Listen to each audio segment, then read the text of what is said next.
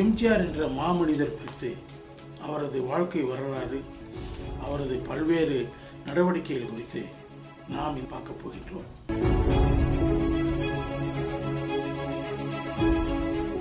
இந்த எபிசோடில் சமூக நீதிக்காக எம்ஜிஆர் என்னென்ன செய்திருக்கிறார் அவர் ஆட்சியில் இருந்த போது என்பதை நாம் பார்க்க போகின்றோம். 1978 செப்டம்பரில் அந்த மாதம் முழுக்க பெரியார் அவர்களுடைய 100ஆண்டு விழாவை மிக சிறப்பாக கொண்டாடியது அதிமுக அரசு. அதை ஒட்டி 2779 அன்று அரசாணை எண் 1156 மூலமாக தமிழ்நாடு சமூக நலத்துறை மூலமாக ஒரு அறிவிப்பு வெளியிடப்பட்டது. அந்த அறிவிப்பு தமிழகத்தில் பெரிய சர்ச்சையை கிளப்பியது. மிகப்பெரிய போராட்டங்கள் வெடித்தன. அந்த அறிவிப்பை தொடர்ந்து அந்த அறிவிப்பு என்ன? அதாவது Sattanathan commission, AN Sattanathan commission, அது உச்ச நீதிமன்ற தீர்ப்பை ஒட்டி அமைக்கப்பட்டது. அந்த கமிஷன் என்ன சொல்றதுன்னா, பிற்படுத்தப்பட்டோரில் ஏழை மக்களுக்கு அந்த இடஒதுக்கீட்டு வாய்ப்புகள் கிடைப்பதில்லை. பெரும்பாலும் வாய்ப்புகளை 90% 100% வாய்ப்புகளை அதில் இருக்கக்கூடிய மேல்தட்டு மக்கள் தான் அனுபவித்துக் கொண்டிருக்கிறார்கள். அது அடித்தட்டு மக்களுக்கு, பிற்படுத்தப்பட்ட ஜாதிகளிலேயே அடித்தட்டு மக்களுக்கு போவதில்லை என்று சட்டநாதன் கமிஷன் ஒரு அறிக்கையை, அதாவது அவங்க என்ன சொன்னாங்கன்னா, இந்திய அரசியலமைப்பு சட்டத்தின் 16 உட்பிரிவு 4 பிற்படுத்தப்பட்டவர்களுக்கு, அதுல பின்தங்கியவர்களுக்கு, வறுமையில் உழலக்கூடிய மக்களுக்கு உரிய இடங்கள் கிடைக்கப்படவில்லை என்று சொல்லப்படுகிறது. அதுல குறிப்பிட்டிருக்காங்க, அதுல இவ்வளவு பிற்படுத்தப்பட்டவருக்கும் யாருக்கும் நீங்க இடஒதுக்கீட்டை ஒதுக்கீடு செய்யும் போது அந்த இடஒதுக்கீட்டினுடைய பலன்கள் அடித்தட்டு மக்களையும் அந்த ஜாதிகள்ல போகணும் என்பதை உறுதிப்படுத்த வேண்டும் சொல்லியிருக்காங்க. ஆனா அது உறுதிப்படுத்தப்படவில்லை. அதனால சட்டநாதன் கமிஷன் என்ன சொல்லுதுன்னா, ஆண்டு வருமானம் 9,000 ரூபாய்க்கு, அன்னைக்கே அது பெரிய தொகை, இன்னைக்கு சின்ன தொகை, 9,000 ரூபாய்க்கு மேல இருக்கிறவங்கள அந்த இடஒதுக்கீட்டுல இருந்து, பிற்படுத்தப்பட்ட ஜாதியை சார்ந்தவர்களை இடஒதுக்கீட்டுல இருந்து எக்ஸ்க்ளூட் பண்ணணும், அவங்களை விலக்கி வைக்கணும் என்று அரசாணை பிறப்பிக்கப்பட்டது. ஆனால் அதே சமயத்தில் அந்த அரசாணையில என்ன சொல்லப்பட்டாங்கன்னா, அந்த அரசாணையை தொடர்ந்து 7/6/71 ஒரு ஜீவோ வெளியிட்டாங்க. அந்த ஜீவோல என்ன சொன்னாங்க, இந்த இடஒதுக்கீடு, அந்த ஒதுக்கீடு வருமானத்திற்கு கீழே உள்ளவர்களுக்குத்தான் செல்லணும் என்று சொன்னாலும் அந்த ஒதுக்கீடு முழுமையாக அமல்படுத்தப்பட வேண்டும். அதுல எதையும் மிச்சம் வைக்கக்கூடாது, அதுல மீதம் வைத்து அதை இல்லாமல் செய்து விடக்கூடாது. அந்த ஒதுக்கப்பட்ட அந்த சதவிகித இடங்கள் அவர்களுக்கு சென்று சேர வேண்டும், அந்த குறிப்பிட்ட பிரிவினருக்கு சென்று சேர வேண்டும். இதை திமுகவும் திராவிட கழகமும் கடுமையாக எதிர்க்கும். இது பிற்படுத்தப்பட்டவர்களுக்கு எதிரான ஒரு அரசாணை என்று அவர்கள் பெரிய அளவில் போராட்டம் நடத்தினார். குறிப்பாக திராவிடர் கழகம் பிற்படுத்தப்பட்டோர் உரிமை பாதுகாப்பு மாநாடு என்று பல மாவட்டங்களை, கிட்டத்தட்ட எல்லா மாவட்டங்களையும் ஆர்ப்பாட்டங்கள். இதுல விசேஷம் என்னன்னா, இதுல எல்லா எதிர்கட்சிகளும் ஒண்ணு சேர்ந்து, ஏழைகளுக்கு முன்னுரிமை தரக்கூடிய இடதுசாரி கட்சிகளும் இந்த ஜிஓவை எதிர்த்து போராட்டம், அவர்களும் அதுல கலந்தாங்க, ஜோதியில கலந்துட்டாங்க. உண்மையில சொல்ல போனா மார்க்சிஸ்ட் கம்யூனிஸ்ட் இடதுசாரிகள், இந்திய கம்யூனிஸ்ட் கட்சி, அப்ப மார்க்சிஸ்ட் கம்யூனிஸ்ட் கட்சி பிரியல. 1957 கேரளாவில் ஒரு இடதுசாரி அரசு இந்தியாவிலே முதல் முறையா உருவானது. அதுக்கு இஎம்எஸ் நம்பூதிரிப்பாடுங்கிறவர் தலைமைதாங்க, அவர் தான் முதல்வராக இருந்தார். அப்போ அவங்க என்ன பண்ணாங்கன்னா, இந்த ஒதுக்கீடு மேல்தட்டு மக்களுக்கு போகிறது, ஒரு சிலருக்கு மட்டுமே, ஒரு சில குடும்பங்கள் மட்டுமே இந்த ஒதுக்கீட்டை அனுபவிக்கின்றன, பலரும் இதிலிருந்து விலக்கி வைக்கப்படுகிறார்கள். அந்த குறிப்பிட்ட ஜாதிக்குள்ளேயே, எந்த ஜாதிக்கு ஒதுக்கீடு செய்யப்பட்டதோ அந்த ஜாதிக்குள்ளேயே மேல்தட்டு மக்கள் உருவாகிறாங்க, கீழே இருக்கிறவங்க கீழே போயிட்டே இருக்கு, அவங்களுக்கு எந்த பலனும் கிடைக்கிறது இல்லை. அதனால அவங்க நெட்வொர்க் கமிஷன் ஒரு கமிஷன் அமைச்சாங்க அந்த அரசாங்கம். அந்த நெட்வொர்க் கமிஷன் என்ன சொல்லுச்சுன்னா, ஒருத்தரே ஒரு வீட்டுல அரசு ஒதுக்கீடை பெற்று விட்டார் என்றால், இடஒதுக்கீட்டில் ஒரு பதவியை பெற்று விட்டார் என்றால், அவருடைய குடும்பத்தை சார்ந்தவர்களை அந்த இடஒதுக்கீட்டிலிருந்து விலக்கி வைக்க வேண்டும். அவர்களுக்கு மேலும் மேலும் அந்த குடும்பத்தை சார்ந்தவர்களுக்கே கொடுத்து கொண்டிருக்க கூடாது, அது மற்றவர்களுக்கு போய் சேரணும், அந்த அதே ஜாதி அதே வகுப்பை சார்ந்த மற்றவர்களுக்கு போய் சேரணும்னு சொல்லி அந்த நெட்வொர்க் கமிஷன் அறிக்கை வந்தப்ப, அதை சட்டமன்றத்தில் வைத்தப்ப இஎம்எஸ் நம்பூதிரிப்பாடு அரசுக்கு கடுமையான எதிர்ப்பு அப்பே கிளம்பிச்சு. அதனால அதை ஷெல் பண்ணிட்டாங்க, அதை அப்படியே அமைக்க வச்சுட்டாங்க, அமலுக்கு கொண்டு வரல. அந்த நெட்வொர்க் கமிஷன் அறிக்கையை கொண்டு வந்த இடதுசாரிகள் வந்து இப்ப எதிர்த்தாங்க. இந்த கம்யூனல் ஜிஓவை எதிர்த்தாங்க. 9,000 ரூபாய் மேல வருமானம் உள்ளவங்களை விலக்கி வைக்கக்கூடிய, மேல்தட்டு மக்களை விலக்கி வைக்கக்கூடிய, கீழ்த்தட்டு மக்களுக்காக போராடக்கூடிய கம்யூனிஸ்டுகளும் அதை எதிர்த்தாங்க. அதான் விசித்திரமான விஷயம். அப்ப இந்த அரசு ஆணைய திராவிட கழகம் எல்லா இடங்கள்லையும் எரிச்சு அந்த சாம்பலை வந்து அரசுக்கு அனுப்பிச்சாங்க, தலைமைச் செயலகத்துக்கு அனுப்பிச்சாங்க. அப்ப நெடுஞ்செழியன் அமைச்சரா இருந்தவர் கிண்டலா ஒரு விஷயம் சொன்னார். இந்த சாம்பலை நாங்க தலைமைச் செயலகத்திற்கு செடி கொடிகளுக்கு உரமாக இட்டுக் கொண்டிருக்கிறோம், தொடர்ந்து அனுப்பி கொண்டே இருக்கிறோம். அந்த அளவுக்கு இந்த இடஒதுக்கீட்டுல ஒரு அரசாணையை பிறப்பித்து அதை எப்படியும் நிறைவேற்றுவது என்ற உறுதிப்பாட்டுல எம்ஜிஆர் அரசு இருந்தது. எம்ஜிஆர் அதில் உறுதியா இருந்தார். பல இடங்கள்ல இந்த போராட்டங்களுக்கு எதிராக அவர் கூட்டங்களை கூட்டி தன்னிலை விளக்கம் கொடுத்தார்.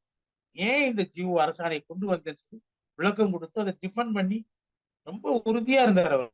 யார் சொன்னாலும் நான் எடுக்க விளக்க மாட்டேன்னு சொல்லி. ஆனா இந்த இடஒதுக்கீடு அரசாணைக்கு எதிராக 1980 நாடாளுமன்ற தேர்தல் வந்தபோது, அப்ப அது வரைக்கும் இந்திரா காந்தி காங்கிரஸ் வந்து அதிமுகவோட கூட்டணி வச்சிருந்தது. அந்த தேர்தலில் அதிமுகவில் இருந்து விலகி இந்திரா காங்கிரஸ் திமுக கூட்டணி சேர்ந்தது. அந்த தேர்தலில் எம்ஜிஆர் அவர்கள் மிகப்பெரிய தோல்வியை சந்திச்சார். கிட்டத்தட்ட அந்த தேர்தல் பரப்புரையில் கூட தான் கொண்டு வந்த அரசாணையை ஆதரித்து அவர் பேசினார். இருந்தாலும் அவர் 2 இடங்களில் தான் ஜெயிக்க முடியும். தேர்தலில் எம்ஜிஆர் தோற்ற ஒரே ஒரு தேர்தல் தான். அதனால எம்ஜிஆர் என்ன நினைச்சாருன்னா, உண்மையில அது என்ன நடந்துச்சுன்னா, அப்ப இந்திரா காந்தி ஏறுமுகத்தில் இருந்தாங்க. இந்திரா காந்தியோடு சேர்ந்ததுனாலதான் திமுகவுக்கு அதிக இடங்கள் கிடைச்சிச்சு, அதிமுகவுக்கு தோல்வி கிடைச்சிச்சு. ஆனா அதை பிரதானப்படுத்தாம எம்ஜிஆருக்கு என்ன பயந்துட்டாருன்னா, இந்த இந்த அரசாணையினாலதான், இடஒதுக்கீட்டுல உச்சவரம்பு கொண்டு வந்து பிறப்பித்த அரசாணையினால்தான் தனக்கு கட்சி தோல்வியடைந்தது என்று அவருக்கு பலரும் சொன்னாங்க. அவரும் அதை கொஞ்சம் நம்ப ஆரம்பிச்சார். அவ்வளவு துணிச்சலா இருந்தவர் நம்ப ஆரம்பிச்சார். எம்ஜிஆர் பின்வாங்குறது என்பது ரொம்ப ரேரஸ்ட் ஆஃப் ரேர் அக்கேஷன்ஸ்ல தான் அவர் பின்வாங்க. சாதாரணமா அவர் பின்வாங்கவே மாட்டார். முன்வைத்த காலை பின் வைக்கவே மாட்டார். ஆனா இது ஒரே ஒரு அக்கேஷன் அவர் முன்வைத்த காலை பின்னாடி வச்சு சர்வ கட்சி கூட்டத்தை கூட்டினார். அதுல எல்லாத்தையும் சொன்னாரு. எல்லாரும் விரும்பல இத. அதனால நாங்க வந்து இந்த அரசாணையை ரத்து செய்யணும்.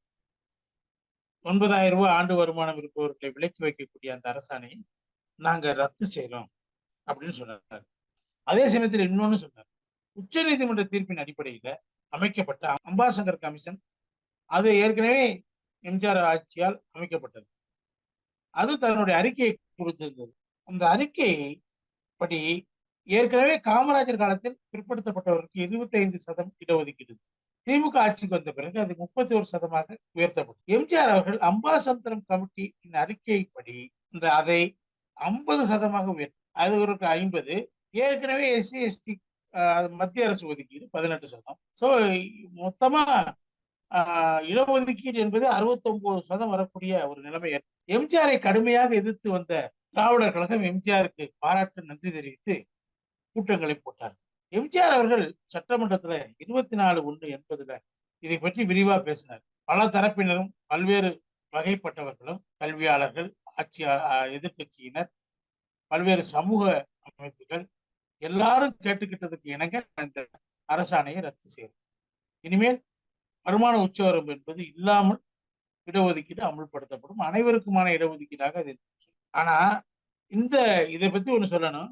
இப்ப இடஒதுக்கீட்டுல பிற்படுத்தப்பட்டவர்களுக்கு வருமான உச்சவரம்பை எம்ஜிஆர் அவர்கள் கொண்டு வரும்போது கடுமையாக எதிர்த்த திமுக, அது மத்தியில பிபி சிங் அமைச்சரவையில் ஒரு பங்குதாரராக இருந்தப்போ, அப்போ முதல் தடவையாக கிட்டத்தட்ட 29 வருஷத்துக்கு முன்னாடி பிற்படுத்தப்பட்டவர்களுக்கு 27% இடஒதுக்கீடு தரப்பட்டது. மண்டல் கமிஷன் பரிந்துரைப்படி அந்த இடஒதுக்கீடு தரப்பட்டது. 27% பிற்படுத்தப்பட்டவர்கள் மத்திய அரசு வேலை வாய்ப்புகள்ல, மத்திய அரசு கல்வி நிலையங்கள் என்று அது கொடுக்கப்பட்டது. அதுல வருமான உச்சவரம்பு கொண்டு வரப்பட்டது. ஏன்னா உச்ச நீதிமன்றத்துல அத வருமான உச்சவரம்பை, அதாவது கிரீமி லேயர் கொண்டு வரும். வருமான உச்சவரம்பை தீர்மானிக்கிறதுக்கு தான் ஆங்கிலத்துல கிரீமி லேயர். கிரீமி லேயரை நீங்க கொண்டு வரணும்னு சொன்ன உடனே மேல்முறையீடு செஞ்சிருக்கலாம். திமுக அப்ப எதிர்க்கல. உச்சநீதிமன்றம் சொன்னதை விபி சிங் அரசு ஏற்றுக்கொண்டதை அப்ப திமுக அந்த அமைச்சர்கள் இருந்து கொண்டு எதிர்க்கல. தமிழ்நாட்டுல அவ்வளவு கலாட்டா பண்ணாங்க எம்ஜிஆர் கொண்டு வந்ததுக்கு. அதே வருமான உச்சவரம்பை பிபி சிங் அரசு அறிவித்த போது அந்த ஆட்சியில் பங்கு பெற்றிருந்த திமுக எதிர்க்கவே இல்லை. எந்த குரலும் எழுப்பவில்லை, ஏற்றுக்கொண்டார்கள். இதுதான் அவங்களுடைய இரட்டை நிலை. இங்க எதுக்குறீங்க, அங்க எது ஆதரிக்கிறீங்க. ஏன்னா ஆட்சியில் இருக்கிறீங்க, உங்களுக்கு ஆட்சியில் இருக்கக்கூடிய உங்களுடைய ஆதரவு தேவைப்படுது. ஆட்சியில தொடர்ந்து நீங்க இருக்கணுங்கிறதுக்காக அதை நீங்க எதிர்க்கல தான் உண்மை. அப்ப ஆட்சி பெருசா, இடஒதுக்கீடு பெருசா, பிற்படுத்தப்பட்டவர்களுக்கான இடஒதுக்கீடு பெருசானா உங்களுக்கு ஆட்சி தான் பெருசு என்பதை நீங்க திரும்ப ஒரு தடவை நிரூபித்துட்டீங்க. அதே மாதிரி அந்த இடஒதுக்கீட்டு உச்சவரம்பு வைக்கும்போது, வருமான உச்சவரம்பு வைக்கும்போது என்ன பண்ணாங்கன்னா 2 லட்சம் என்னமோ அன்றைக்கு ஆண்டு வருமானம் 2 லட்சம் சொன்னாங்க. இன்னைக்கு அது 8 லட்சம் ஆயிடுச்சு. 8 லட்சத்துக்கு மேல வருமானம் உள்ளவங்க மட்டும்தான் விலக்கி வைக்கப்படுவார்கள் என்றால் கிட்டத்தட்ட 90% பிற்படுத்தப்பட்டவர்கள் அந்த இடஒதுக்கீட்டுக்குள்ள வந்துடுறாங்க. 8 லட்சத்துக்கு மேல இருக்கிறவங்க வெறும் 10% தான். அப்போ என்னங்க அதுல அர்த்தம் இருக்குது? அதை ஒவ்வொரு 2 லட்சத்தை 4 லட்சமாக்குனாங்க, 4 லட்சத்தை 8 லட்சமாக்குனாங்க. அந்த நேரத்துல எல்லாம் அந்த ஆட்சிகள்ல திமுக பங்கு பெற்றுக் கொண்டிருக்கு. அப்ப நீங்க டைல்யூட் பண்ணிட்டே போறீங்க. அது எப்படி ஏழை மக்களுக்கு கிடைக்கும்? 90% வந்த பிறகு அதுல எல்லாரும் வருவாங்க. ஏற்கனவே பதவி பெற்ற, அரசு பதவி பெற்று வசதியா இருக்கிறவங்க அவங்க மகன்களும் திரும்ப இதுல வர்றாங்க. இந்த இடஒதுக்கீட்டுக்குள்ள வந்துடும். அர்த்தம் அது கிரீமி லேயர் என்று உச்ச நீதிமன்றம் சொன்னதை அர்த்தம் இல்லாம பண்ணிட்டாங்க. இப்போ உச்ச நீதிமன்றம் திரும்ப ஆய்வு பண்ணிட்டு இருக்கிறாங்க. இப்ப இந்த பொருளாதார ரீதியாக பின்தங்கிய முற்போக்கு வகுப்பினருக்கு, உயர்ந்த ஜாதியில பொருளாதார ரீதியாக பின்தங்கியவர்களுக்கு ஒரு 10% இடஒதுக்கீடு மத்திய அரசு அறிவித்திருக்கிறது. அது இடபிள்யூஎஸ் கோட்டான்னு சொல்லுவாங்க, எக்கனாமிக்கலி வீக்கர் செக்ஷன். அதுலயே நீங்க பாத்தீங்கன்னா 8 லட்சம் தான் வருமான உச்சவரம்பா வைக்கும். அன்னைக்கு என்ன சொன்னாங்க? இப்ப இதை எதிர்க்கிறாங்க. அன்னைக்கு என்ன சொன்னாங்க திமுக? அன்னைக்கு என்ன சஜஷன் சொன்னாங்க திமுகவும் திகாவும்? எம்ஜிஆர் அவர்களுக்கு என்ன சொன்னாங்க? நீங்க வேணும்னா ஏழைகளுக்கு கொடுக்கணும்னா அது தனி இடஒதுக்கீடு கொண்டு வாங்க, எல்லா ஜாதியில் இருக்கக்கூடிய ஏழைகளுக்கு நீங்க தனி இடஒதுக்கீடு கொண்டு வாங்க அப்படின்னு சொன்னாங்க. ஆனா இப்ப தனி இடஒதுக்கீடு வரும்போது அதை எதிர்க்கிறாங்க. அது வேற விஷயம். இப்ப எம்ஜிஆர் அவர்கள் இது மட்டும் இல்லைங்க, இந்த ஏராளமான விஷயங்கள்ல ஒதுக்கீட்டு விஷயத்துல ஏராளமான நன்மை செஞ்சிருக்கு. உதாரணமா மருத்துவத்துறையில பட்ட மேற்படிப்பு படிக்கிறதுக்கு அந்த இடஒதுக்கீடு இல்லை. இந்த 27% இடஒதுக்கீடு அப்போ வந்து 50%, 50% எஸ்சி எஸ்டிக்கு 18%. ஸோ இந்த இடஒதுக்கீட்டை இது மெடிக்கல் டிபார்ட்மெண்ட் மருத்துவத்துறையில பட்ட மேற்படிப்பு படிக்கிறதுக்கு இந்த இடஒதுக்கீடு அமுல்படுத்தப்படும். அதை வந்து அதில் அமுல்படுத்துறதுக்கு இந்திய மருத்துவ council, MCI, medical council of India, மத்திய அரசினுடைய பரிந்துரைப்படி அவங்க அதுக்கு எதிர்த்தாங்க. அந்த பட்ட மேற்படிப்புல இடஒதுக்கீடு கூடாது, அது தரத்தை குறைத்து விடும், தரமில்லாதவர்கள் வந்து வாய்ப்பு இருக்கிறது. எம்டிஎம்எஸ்ங்கிறது முக்கியமான படிப்பு, அதுல வந்து எல்லாரையும் நம்ம சேர்க்க முடியாதுன்னு சொல்லியிருந்தாங்க. ஆனா எம்ஜிஆர் உறுதியான நிலையை பட்ட மேற்படிப்புலையும் எஸ்சி எஸ்டி மற்றும் பிற்படுத்தப்பட்டவர்களுக்கு அவர்களுக்கு உரிய இடஒதுக்கீடு தரப்பட வேண்டும் என்று ஒரு அரசாணை பிறப்பித்து மத்திய அரசுக்கும் எம்சிஐக்கும் எதிராக நடவடிக்கை எடுத்தார். அது ஒரு பெரிய அச்சீவ்மெண்ட். யாருமே மத்திய அரசுக்கு பணிந்து போகத்தான் எல்லாரும் விரும்புவாங்க. ஆனா எம்ஜிஆர் அவர்கள் மத்திய அரசு இந்த விஷயத்துல எதிர்த்து இடஒதுக்கீட்டுக்காக, அதெல்லாம் எத்தனை பிற்படுத்தப்பட்டவர்கள் எஸ்சி எஸ்டி பிரிவினருக்கு தெரியும் நமக்கு தெரியல. எத்தனை பேருக்கு அது தெரியும்? அவர்கள் கண்களிலிருந்து இதெல்லாம் மறைஞ்சு கிடக்கு. எம்ஜிஆர் அவர்கள் எடுத்த இந்த அவர்களுக்கு சாதகமான இந்த முடிவு சாதாரண முடிவே இல்லை. அந்த காலத்தில் எடுத்துட்டாரு. அப்ப அது மட்டும் இல்ல, 1977, 78ல எஸ்சி எஸ்டி பிரிவினர் அவர்களுக்கு பள்ளிகள்லயும் கல்லூரிகள்லையும் எல்லாமே இலவசம். புத்தகங்கள் இலவசம், கட்டணம் இலவசம், தேர்வு கட்டணம் இலவசம்.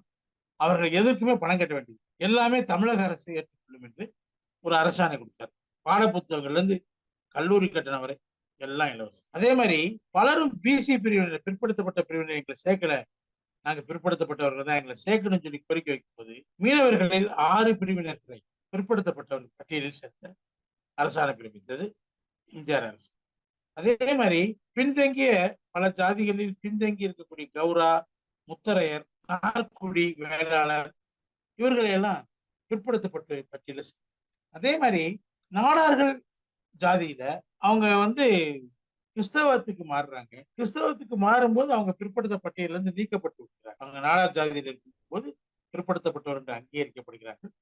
அவங்க மதம் மாறும்போது, கிறிஸ்தவ மதத்துக்கு மாறும்போது அவர்கள் வந்து அந்த பலனை அவங்களால இந்த கோரிக்கை ரொம்ப நாளா இருந்துச்சு. 83ல இருந்து இதுக்கான கோரிக்கை 86ல அந்த கோரிக்கையை ஏற்றுக்கொண்டு கிறிஸ்தவ நாடார், கிறிஸ்தவ சாணார், கிறிஸ்தவ கிராமணி ஆகிய 3 வகுப்பினரையும் பிற்படுத்தப்பட்டோர் பட்டியலில் இணைப்பதற்கு தமிழக எம்ஜிஆர் அரசாணை பிரிவு. இது மாதிரி எம்ஜிஆர் அவர்கள் பிற்படுத்தப்பட்டவர்களுக்காக ரொம்ப செஞ்சிருக்காரு. அவர்தான் 50% கொடுத்தாரு. அது வந்து 50%க்கு மேல இருக்கக்கூடாதுன்னு ஏற்கனவே உச்ச நீதிமன்றம் சொல்லியிருக்கு. எம்ஜிஆர் காலத்துல சொல்லப்படல, எம்ஜிஆருக்கு பின்னாடி சொல்லப்படும். எம்ஜிஆர் மறைவுக்கு பின் உச்ச நீதிமன்றத்துல அந்த 50%க்கு மேல இடஒதுக்கீடு இருக்கு. மொத்த இடஒதுக்கீடு 50%க்குள்ளதான் இருக்கு என்று அவங்க ஒரு தீர்ப்பு கொடுத்து. அப்ப என்ன ஆகுது? தமிழகத்துல 69% இருக்கு. எந்த மாநிலத்திலையும் 50%க்கு மேல இல்லை. ஏன்னா இங்க எம்ஜிஆர் பிற்படுத்தப்பட்டவர்களுக்கு 50% கொடுத்தாரு. ஆனா பிற்படுத்தப்பட்டவர்கள் அதை மறந்துட்டாங்கன்னு நினைக்கிறேன். அது எவ்வளவு பெரிய சலுகை கொடுத்தாரு, பெரிய விஷயம் லிப்ட். அதுக்கு பின்னாடி பிற்படுத்தப்பட்டவர்கள் எல்லா துறைகளையும் மேலே சர்ன்னு வந்தாங்க. அது எம்ஜிஆர் கொண்டு வந்த அந்த 50% இடஒதுக்கீடு தான் காரணம். அப்ப 69% இடஒதுக்கீடு என்பது எல்லாரும் இது போயிடும்னு சொன்னாங்க. அப்பதான் ஜெயலலிதா என்ன பண்ணாங்க, நம்ம நரசிம்மராவ் அரசோட கட்சியோட கூட்டணி வச்சிருந்ததுனால அந்த ஆட்சியில் இருந்தப்ப நரசிம்மராவ் வலியுறுத்தி அத ஜிஓவை அந்த ஒதுக்கீட்டை 9வது அட்டவணையில சேர்க்க வச்சாங்க. 9வது அட்டவணைக்கு போச்சுன்னா அது நீதிமன்றம் தலையிட முடியாது. அதுக்கு சட்ட பாதுகாப்பு கிடைச்சு. அப்பதான் திக தலைவர் வீரமணி அவர்கள் சமூக நீதி காத்த வீராங்கனையும் பட்டம் கொடுத்து ஜெயலலிதா. ஆக சமூக நீதியை திமுக நான் தான் பாதுகாத்துட்டு இருக்கேன்னு சொல்லிட்டே இருக்கிறாங்க. அவங்க செஞ்சதை விட அதிகமா யார் செஞ்சிருக்கா? அதிமுக ஆட்சியில செஞ்சிருக்கிறாங்க என்பதை நான் இங்கே பதிவு செய்ய விரும்புகிறேன். பிரிதொரு தொகுதியில நம்ம மீண்டும் சந்திப்போம். நன்றி. இந்த காலத்து இளைஞர்கள் வந்து பழைய விஷயங்களை, இப்போ நம்ம சரித்திரம் படிக்கிற மாதிரி நம்முடைய பழைய நம்ம நாட்டில் நடந்தது, தலைவர்கள் எப்படி எப்படி வந்து ஆட்சி செஞ்சாங்க, என்னென்ன சாதுரியத்தை பயன்படுத்தினாங்க அப்படிங்கிறத இந்த காலத்து இளைஞர்கள் வந்து தெரிந்து கொள்ள வேண்டும் அப்படிங்கிற ஒரு எண்ணத்தில் தான் வந்து எம்ஜிஆரை பற்றிய சில சுவையான தகவல்களை நம்ம சொல்றோம். அதிமுகவின் 50 ஆண்டு கால வரலாற்றில் சிறப்பு சேர்க்கும் விதமாக எம்ஜிஆரின் அரசியல் பயணம் அண்ணா முதல் அண்ணா திமுக வரை வரலாற்று தொடர் ஒவ்வொரு திங்கள் மற்றும் வியாழன் மாலை 5 மணிக்கு உங்கள் எம்ஜிஆர் டிவி யூடியூப் சேனலில் பதிவேற்றப்படும். காண தவறாதீர்கள். சேனலை சப்ஸ்கிரைப் பண்ணிட்டீங்களா? பண்ணலனா மறக்காம சப்ஸ்கிரைப் பண்ணுங்க. சப்ஸ்கிரைப் பட்டனையும் பெல் ஐக்கானையும் உடனடியாக கிளிக் பண்ணுங்க.